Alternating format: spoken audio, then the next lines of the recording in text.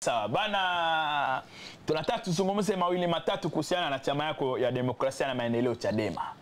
Asante sana, karibuni. Kwanza wewe hali yako ndani ya chama cha Chadema iko vipi?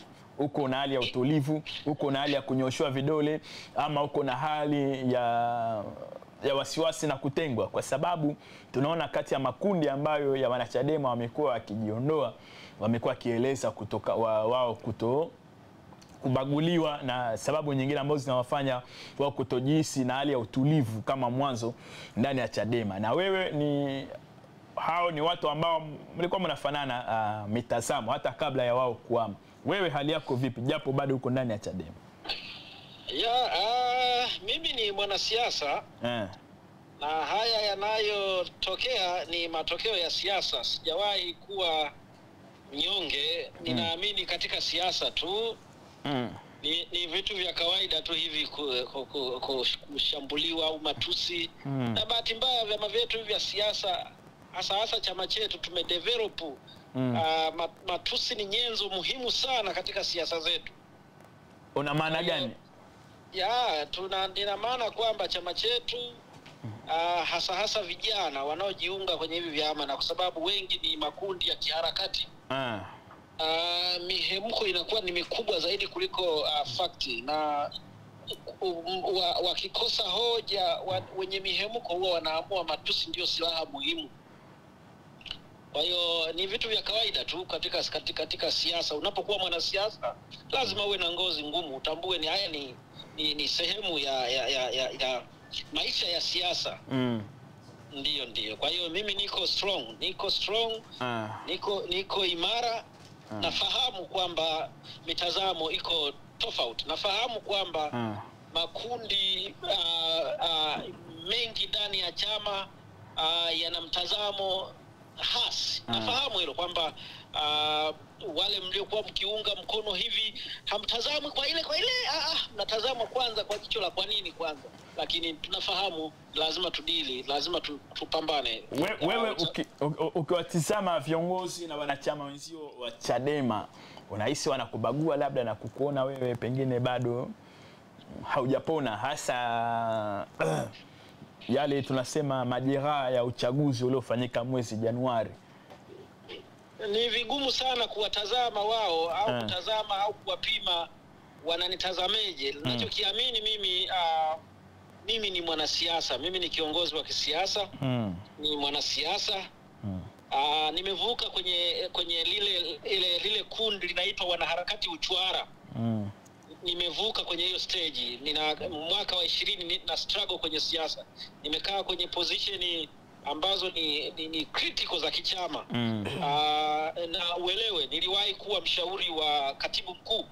Na baada ya katibu mkuu kuondoka nimekuwa karibu na viongozi wakuu wa chama. Kwa hiyo any instrument ya chama, chochote kilichokuwa kinatendeka kwenye chama nilikuwa nakifahamu. Kwa hiyo baada ya uongozi mpya kuingia, mimi si sehemu ya wale ambao wapo karibu na viongozi. Kwa hiyo inawezekana kawa ndio mitazamo hiyo kwamba hayupo karibu. Sasa wala hainiondolei wanachama wangu, wala hainiondolei uhuru wangu. Labda pengine saizi imenipa uhuru zaidi wa kushauri, kukosoa na kusifia. Bana Yeriko, tunaona pale ambako wanachadema ambao wanakuwa wanatoka ndani ya chama hiko na kujiunga vyama vingine, umekuwa ukitoa maoni ambayo yamekuwa kitafsirika ni kama unafurahia wao kuweza kutoka katika chama hiko. Na tunafahamu nguvu ya chama ni pamoja na kuwa na wanachama. Wanaondoka wanachadema kwa idadi kubwa, makumi kwa mamia, lakini wanaonesha kufurahia. Kipi hasa kinakufurahisha wanachama wa Chadema ambako wanaondoka na kwenda kujiunga vyama vingine vya upinzani, na wala si kukuumiza? Ukinisoma vizuri au ukinifuatilia vizuri, si kwamba nafurahia. Kila wanapotoka nimekuwa nikiposti nikisikitika. Hata wanaochukia wanachukia kwa nini na post, sio kwa nini nafurahia. Kwa nini na posti? Kwa nini na posti yale masikitiko yangu? Yaani wanataka likitokea basi ukurasa wangu usiposti chochote. Sasa huu ukurasa ni binafsi, sio wa chama. Ni ukurasa nao control mimi, naamua nini ni posti. Na posti ya Chadema na posti ya vyama vingine hadi kiwe chama kimefanya jambo ambalo najua linaweza likanipa utafakuri kichwani kwangu. Sasa mimi na posti ninapoona watu wanahama kwenye chama, kwa sababu sifurahishi kuona watu wanahama chama, hasa watu ambao naamini tulikijenga chama, tulipambana pamoja, tulikaa kwa miaka zaidi ya 20 kwenye chama. Unaona mwenzako anaondoka, haipendezi, naumiza. Unampa tu heri kwamba aende salama. Kwa hiyo sasa wao wanasiasa uchwara ambao tunaita wanaharakati uchwara, wengi wamekuja na hizi juzi tu, wengine wamekuja kwenye hizi mafuriko ya Lowassa ndio wamejua Chadema, wengine ndio wamejua juzi tu baada ya Lissu kuwa uhamishoni anatibiwa na kawa anashiriki urais ndio wameingia. Na wengine wala hata kadi hawana. Kwa hiyo mimi siku zote nawaitaga ni wanaharakati uchwara ambao siwezi kuwa entertain na wala hawezi kunipa shida. Sasa bwana Yeriko, lakini pia tamani kujua nini tathmini yako kwa uongozi mpya wa Chadema ambao uko madarakani kuanzia tarehe 22 Januari pale ambako matokeo ya uchaguzi yaliweza kutajwa mpaka hivi sasa. Unaionaje Chadema kulinganisha na Chadema ya uongozi uliopita ama ya miaka za nyuma? Tarehe 21 nadhani uongozi unaweza kutimiza siku 100 hivi. Unapitia kwenye changamoto kubwa sana. Na changamoto hii kwa sehemu kubwa inatokana na mabadiliko ya uongozi.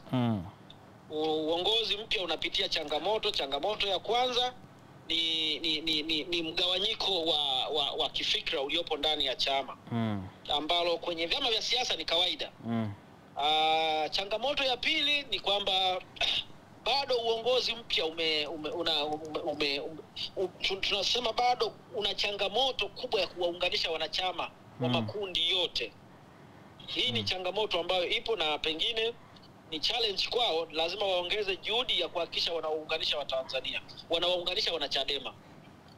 Changamoto ya tatu ni mapokeo ya hoja ya no reform no election ndani ya chama, sio nje ya chama, ndani ya chama. Ukiangalia hoja hii ya no reform no election ndani ya chama imepokelewa kwa 50-50, yani kuna kundi limepokea, kuna kundi halijapokea. Nje ya chama ya Watanzania wa kawaida, unaona kwamba Watanzania wa kawaida wamechoshwa na mfumo wa uchaguzi katika nchi hii, wamechoshwa na aina ya chaguzi zinazotendeka katika nchi hii.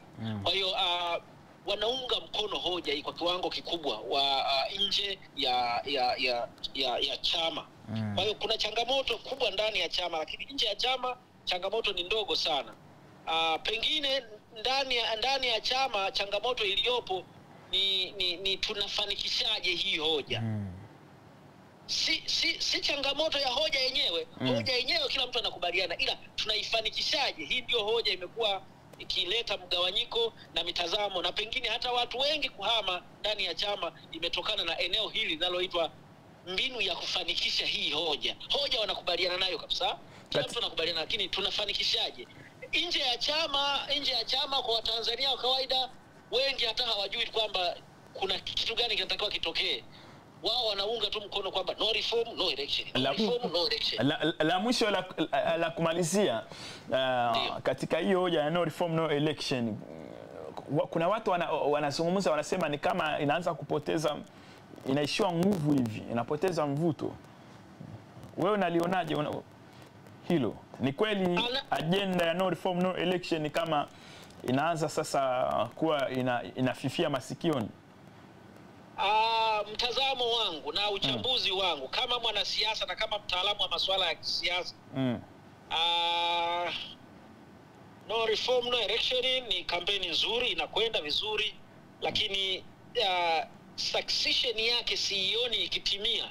Na wasiwasi wangu unakuja baada ya bunge kuvunjwa. Baada ya bunge kuvunjwa, shughuli za kampeni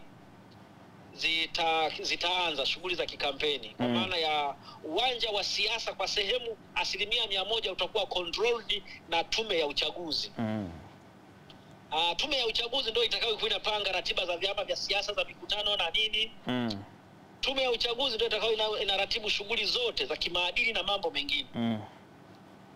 kimsingi itaratibu kwenye vyama vile ambavyo vinashiriki uchaguzi. Lakini nyewe mlisema mtazuia. Nisikilize basi.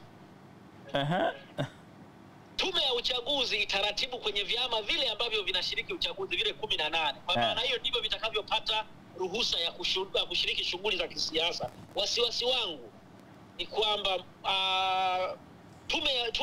tume ya uchaguzi inawezekana kabisa ikazuia chama chetu kisipate platform yoyote ya kufanya siasa katika kipindi hiki cha kampeni. Kwa nini? Kwa sababu si sehemu ya chama kinachoshiriki uchaguzi. Sasa tunakwenda kwenye hoja ya kuzuia uchaguzi. Hoja ya kuzuia uchaguzi mpaka sasa tunapozungumza mimi na wewe. Mkakati wa kuzuia uchaguzi tulio nao ulioletwa na chama kupitia mwenyekiti wa chama ilikuwa ni maandamano. Okay. Hatuna mkakati mwingine tulioletewa. Ilikuwa ni maandamano. Maandamano. Yes, siku ya uchaguzi. Yes, wasiwasi wangu ni how to mobilize hii demonstration itakavyokuwa inafanyika. Una mobilize vipi watu hawa? Hii ndio changamoto ipo, kwa sababu labda pengine chama baada ya siku 60 tumeambiwa leo kamati kuu imekuja na tamko kwamba baada ya siku 60 itaitisha baraza kuu na kutafakari no reform no election. Naona pengine inaweza kuishia baada hilo baraza kuu. Sidhani kama kutakuwa kuna plan B ya tunafanyaje, aidha tuamue kwamba sasa yani hakuna njia ya mkato ambayo pengine ni legal. Hakuna njia ya mkato nyingi. Unaona kabisa kwamba labda tutumie njia ambazo sio za kisheria wala za kikatiba, ambazo njia hizo sizioni kama zikileta matunda. Kwa sababu ya gani? Kwa sababu kwanza wametudemoralize. Kitendo cha mwenyekiti wetu kumweka mahabusu, kitendo cha kuinterfere masuala mengi ya wanachama, sasa katika eneo la mahakama wameinterfere kwa kuleta hofu, kwa kuumiza watu, kwa kuvunja watu. Ile imeleta taharuki sana.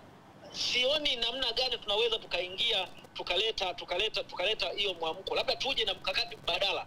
Bwana Yeriko, ndio. Na sisi mizimu yetu kinatuambia kwamba kata simu, muda umeisha. Inapaswa tuheshimu mizimu. Asante sana, asante sana. Bwana merci mingi ndiko nangaya, asante sana ndugu yetu Bwana Yeriko Nyerere kwa uchamuzi mzuri sana. Asante sana. Tutakutana kula nyama ya kitimoto, maana mizimu yangu pia inizui. Asante sana. Hata mimi kitimoto natafuna vizuri tu. Asante sana. Mwendo. Asante.